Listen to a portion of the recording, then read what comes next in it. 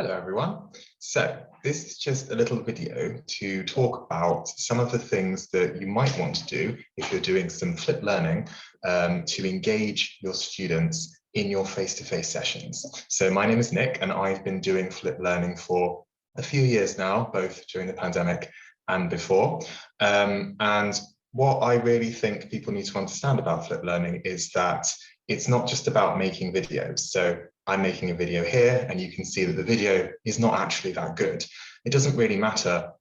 how good your video is, as long as you cover your intended learning outcomes and you're concise and clear and people can understand what you're doing. What really matters about flipped learning is how you use the time that you have with the students. So you have the videos that they can look at before, and then that time that you have with them in a lecture theatre, in a Zoom session, is really important for them to be able to personalise their learning, for them to be able to try new things, make mistakes, and get feedback from you. So it's not just that having these sessions is useful for you to get feedback from the students, but it's also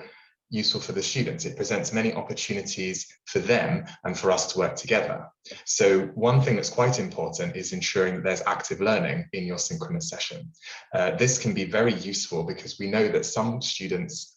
groups of students, do better than other students, and one of the things I like to look at is Biggs and Tang's active learning versus surface and deep learning, and the fact that you can actually narrow some of these gaps between different groups of students if you include more active learning in your session. It seems to be that active learning is really, really important interactivity, and some of our higher achieving students already do that outside of the session, and therefore including it within your session can help you narrow the gap between those groups of students.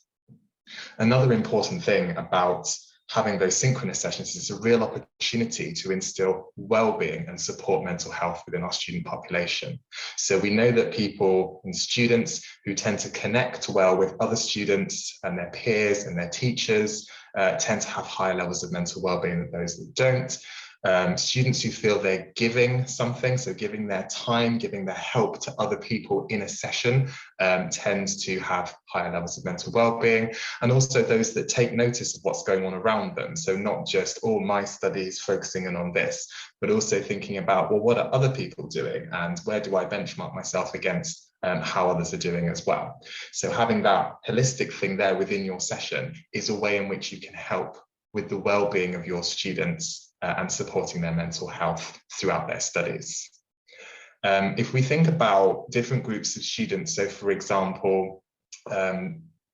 female students versus male students, or students that live at home versus students that commute, or students that declare a disability, there's often a difference in attainment there between different groups of students. Some are more likely to drop out, some are more likely to be awarded first-class degrees and things like that. And again, there are things that correlate with the differences between different student groups. And these include having a good relationship with other students and the teachers, having a sense of belonging and community and feeling supported,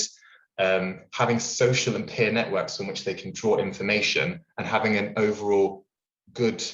user experience of teaching and learning. And again, having a synchronous session where students can talk to each other and interact and make some of those social and peer networks and have good relationships with other people, including yourself and the teaching assistants, feeling like they do belong there and they are being supported, can be really helpful in reducing some of these gaps in progression that we see between different students.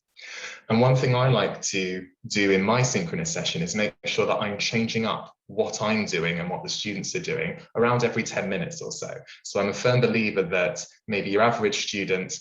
their attention span is going to wane a bit after about 10 minutes. So I like to switch between, maybe I'll go through something for 10 minutes and then the students will do something in groups for 10 minutes, and making sure that we really do switch up what they're doing to keep them engaged and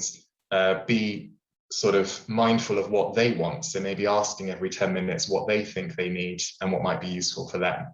So an example of a flipped learning module that I've done for the past few years, both face-to-face and on Zoom, is one where there are 4 weeks with 2 lectures per week. I expect the students to watch a 10-minute video before they come into the lecture, and then in the lecture, they are discussing with each other, first of all, what they understood, what they didn't understand, building those social and peer networks, benchmarking themselves, taking notice of what other people are doing.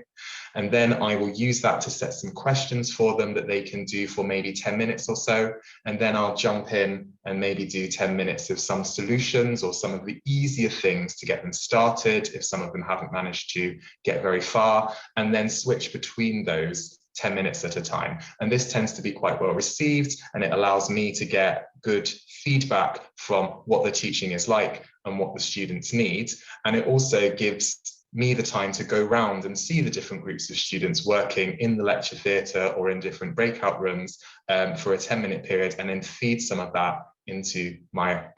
solutions that I'm giving them for different questions and things like that. So really, synchronous sessions should be about making things as interactive as possible, trying to support our students' well-being, getting them to interact with each other, giving them that good user experience of teaching and learning with social and peer networks, feeling supported,